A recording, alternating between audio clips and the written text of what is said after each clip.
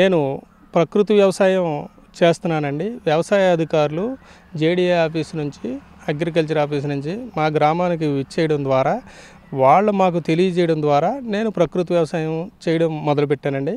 ఆ ప్రకృతి వ్యవసాయంలో మాకు లాభాలు చూపిస్తామని మా ఊరిచిన ప్రకృతి వ్యవసాయం సిబ్బంది మాకు చెప్పడం ద్వారా మా పొలంలో మేము వరి పండించడం జరిగింది.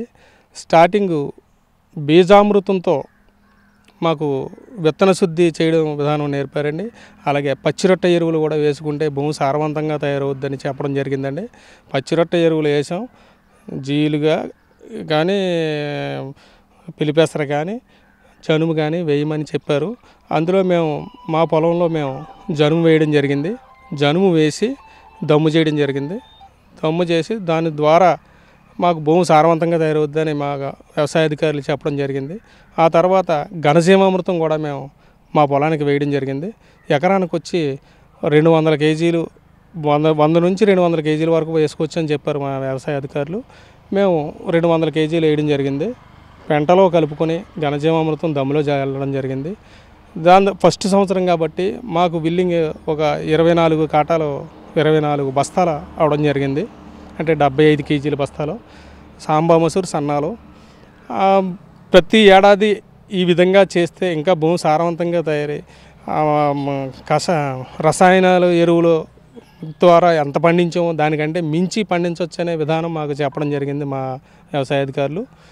ఆ విధంగా మేము వ్యవసాయం చేయడం వల్ల రైతుకు పెట్టుబడి తగ్గి, అధిక పెట్టుబడి తగ్గి రైతుకి లాభం వస్తుందనే విధానం మాకు చెప్పడం ద్వారా మేము వ్యవసాయంలోకి దిగామండి. అలాగే మధ్య మధ్యలో మేము నీమాస్త్రం కొట్టడం జరిగింది. తర్వాత బ్రహ్మాస్త్రం కూడా కొట్టడం జరిగింది. ఈ కొట్టడంలో మాకు తక్కువగా ఎకరానికి వచ్చి ఒక 2000 కూడా అవ్వలేదు. 1500 కానీ 2000 మధ్యలో అయ్యింది రైతుకి మాకు ఖర్చు. ఏమంటే వాటికి ఏంటంటే బెల్లం, శనగపిండి ఇవే కొన్నాం కానీ మిగిలినవి కొనలేదు.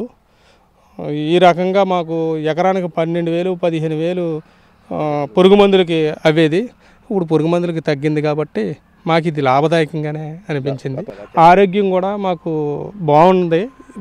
మొదటి సంవత్సరం మేము ఈ తినడం వల్ల, ఈ ధాన్యం తినడం వల్ల మాకు అల్సరై ఇలా బీపీ, షుగర్లు ఇవన్నీ తగ్గుతాయని వాళ్ళు చెప్పారు. కానీ ఈ బీపీ కంట్రోల్లో ఉంటుంది. దీనివల్ల ఆరోగ్యం కూడా బాగుంటుందనే ఉద్దేశంతో మేము మొదటి సంవత్సరం చేయడం జరిగింది. ఇంకా ప్రతి సంవత్సరం కూడా మేము ఇదే పద్ధతులు చేయడానికి మేము ముందుకు వస్తామని మీకు తెలియజేస్తాం.